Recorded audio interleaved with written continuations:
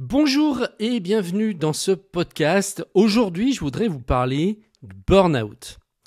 On a souvent tendance à l'associer à un rythme effréné, à la suractivité ou à l'accumulation incessante de tâches. Pourtant, il existe une autre facette plus subtile, mais tout aussi réelle, le sentiment de saturation intérieure.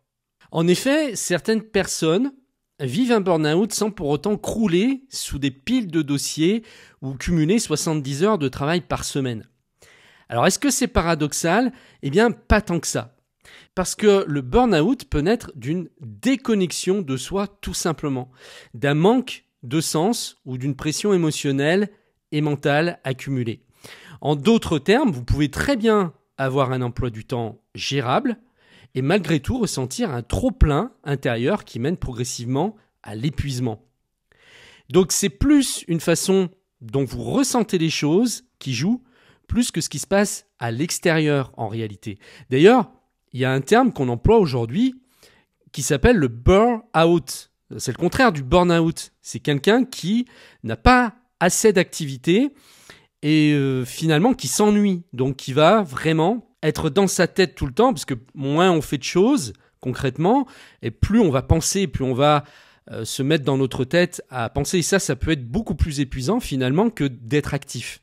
Donc je veux vraiment souligner cet aspect, le fait que ressentir est plus important que ce qui se passe réellement à l'extérieur. Donc dans la suite de ce podcast, je vous propose de démystifier l'idée que le burn-out serait uniquement synonyme de trop en faire. On va mettre la lumière sur la saturation émotionnelle et la manière dont elle peut vous épuiser, parfois plus encore qu'un agenda surchargé, et vous montrer pourquoi ralentir peut paradoxalement vous rendre plus clair, plus inspiré et donc plus efficace. Et enfin, on fera le lien avec le dernier module que j'ai fait dans ma formation sur l'efficacité extrême qui s'appelle l'ennui productif, et dans lequel je développe des stratégies concrètes pour que vos moments de vide deviennent de véritables accélérateurs de réussite. Donc plongeons ensemble au cœur de cette thématique qui est aujourd'hui essentielle dans notre société, parce que ce mot-là, burn-out, on l'entend maintenant depuis facilement 10 ans, et avant on ne l'employait pas. Alors d'où ça vient ? C'est bien qu'il y a eu un changement dans la société, et c'est ce qu'on va voir ensemble. On peut parler d'une espèce de surcharge mentale qui vient du fait qu'aussi, avec l'informatique, avec le numérique, avec Internet, on a accès à tellement plus d'informations qu'avant que, ça fatigue en fait. Les réseaux sociaux, c'est quelque chose qu'on n'avait pas avant, mais qui prend par exemple énormément d'énergie. Et quand vous vous mettez sur Facebook à scroller sur votre smartphone pendant 1 heure ou 2 heures, c'est extrêmement énergivore en fait. Donc, c'est pour ça qu'on va voir que le burn-out n'est pas forcément lié au trop en faire. Et lorsque on évoque le mot burn-out, on a immédiatement en tête l'image d'une personne hyperactive qui enchaîne les heures supplémentaires, vit pour son travail et finit par craquer. C'est une représentation qui n'est pas fausse en soi, mais elle est partielle. Parce qu'en réalité, un burn-out peut également se déclencher chez des individus dont la charge de travail n'est pas si élevée en apparence.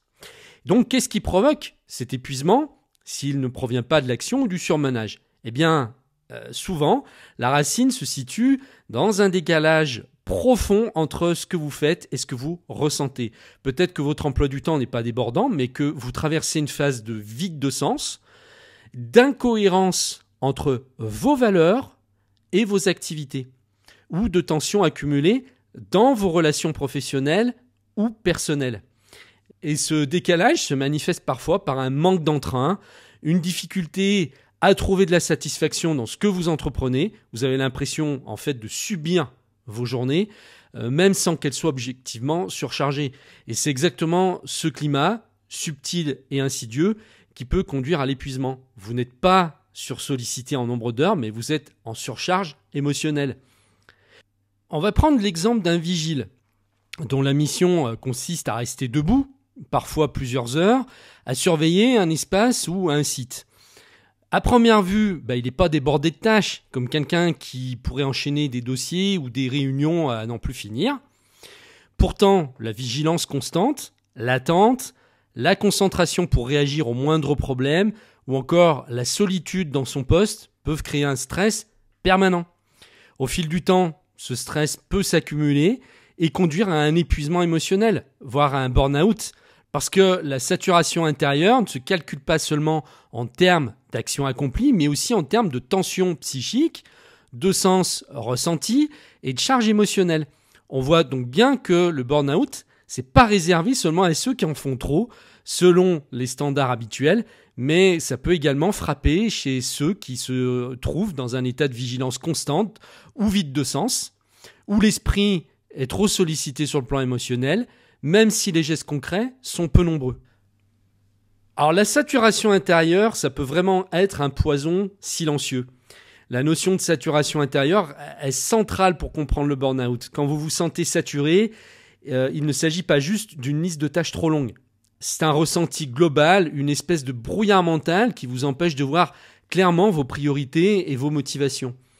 Et donc cette saturation peut naître des émotions refoulées, vous accumulez des contrariétés, des peurs, des frustrations que vous ne parvenez pas à exprimer.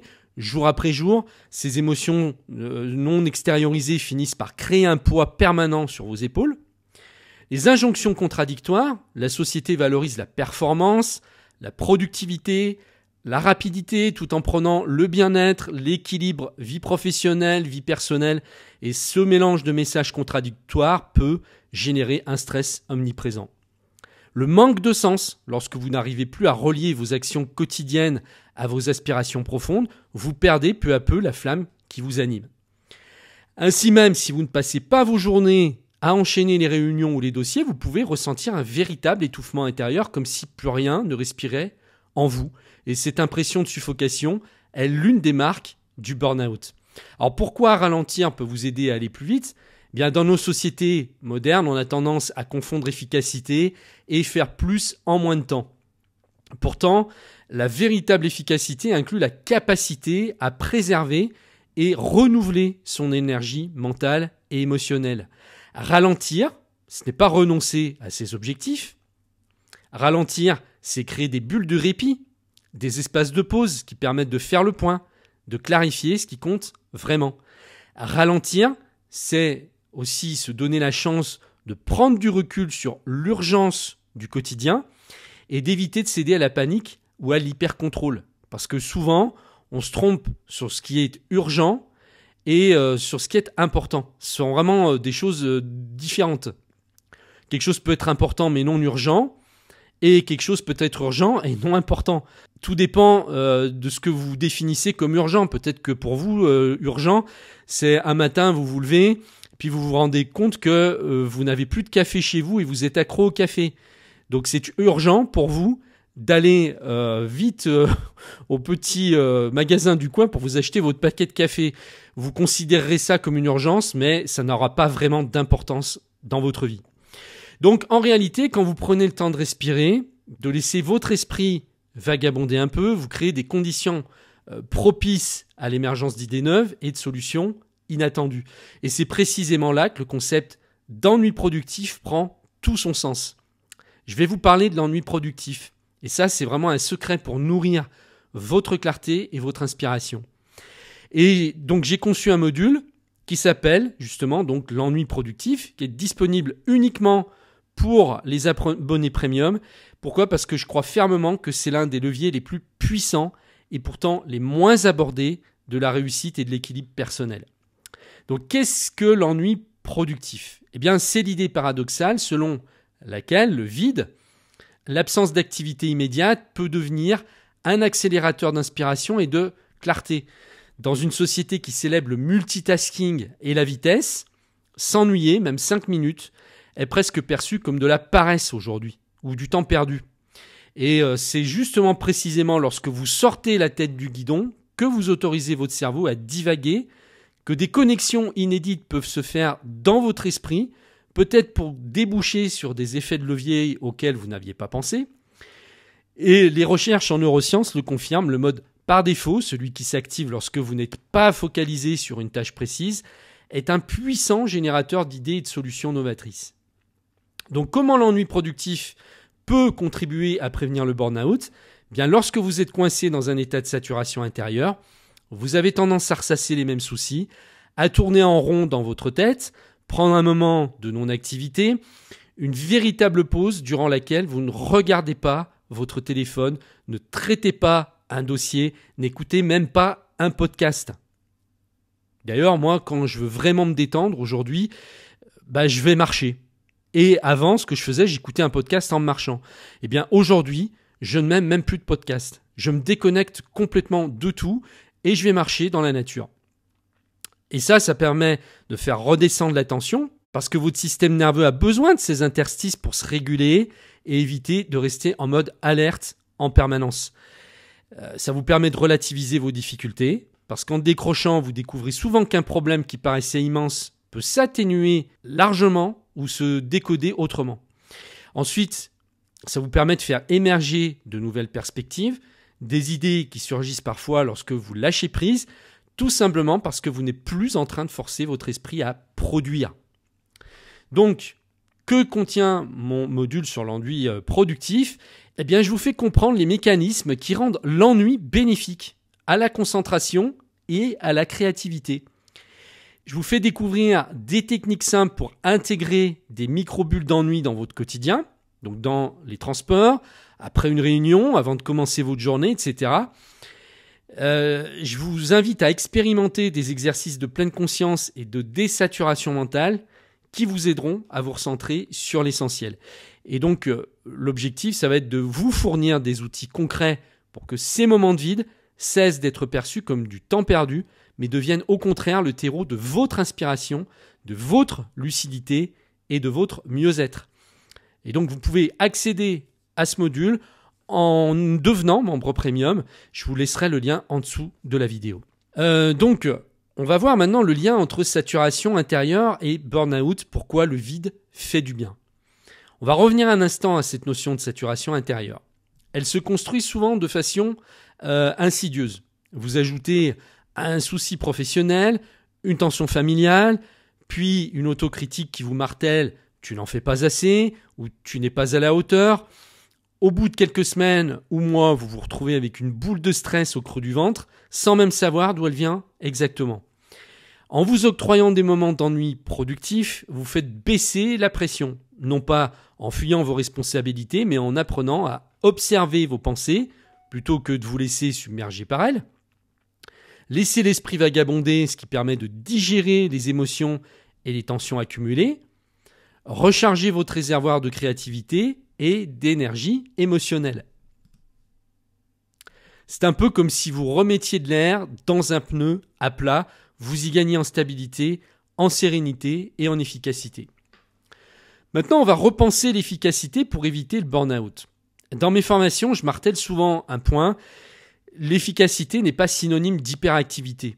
Être efficace, c'est d'abord être capable de choisir la bonne action au bon moment, de concentrer votre énergie là où elle aura le plus d'impact et de préserver votre santé mentale et émotionnelle.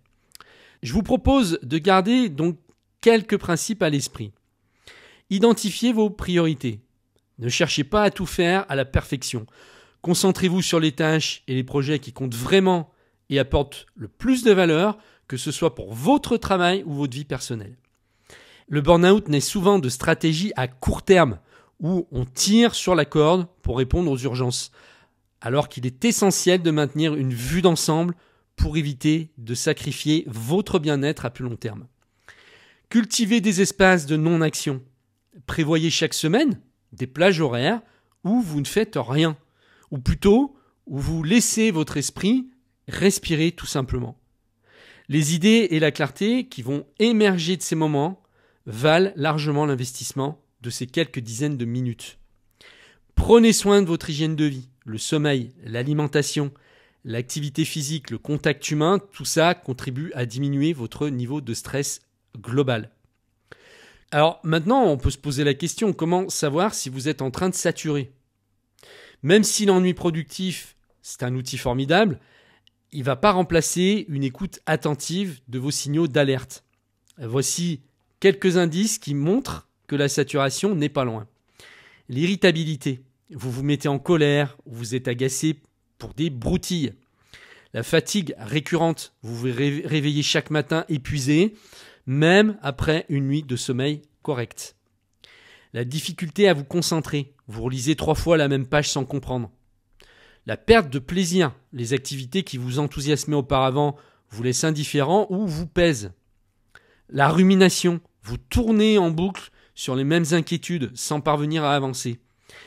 Si vous vous reconnaissez dans plusieurs de ces symptômes, eh bien, il est temps de tirer la sonnette d'alarme, privilégier les approches qui diminuent la pression plutôt que de vouloir en faire encore plus pour rattraper le retard. Dans ce cadre, l'ennui productif peut jouer un rôle décisif pour calmer le jeu et retrouver un peu de légèreté. Donc, conclusion, osez ralentir pour mieux avancer. Et rappelez-vous que le burn-out n'est pas exclusivement synonyme d'une vie à 200 km/h. Il peut aussi survenir quand l'esprit et le cœur sont saturés, même si le planning paraît raisonnable, même peu chargé. La saturation intérieure, c'est un piège insidieux, car elle ne se voit pas forcément de l'extérieur, mais elle épuise tout autant. Donc la clé, apprendre à lever le pied, à vous ennuyer de façon productive, à créer des bulles de vide qui, paradoxalement, vont stimuler votre clarté d'esprit et votre créativité. Ne considérez plus l'ennui comme une perte de temps, mais plutôt comme un investissement dans votre équilibre et votre lucidité. Donc si cette notion résonne en vous et que vous avez envie d'aller plus loin, eh bien je vous invite à découvrir mon module L'ennui productif. Vous y trouverez donc tous les outils nécessaires pour transformer le vide en un véritable moteur d'inspiration et de succès. Donc j'espère que ces réflexions vous aideront à revoir votre rapport à l'efficacité et au rythme de travail.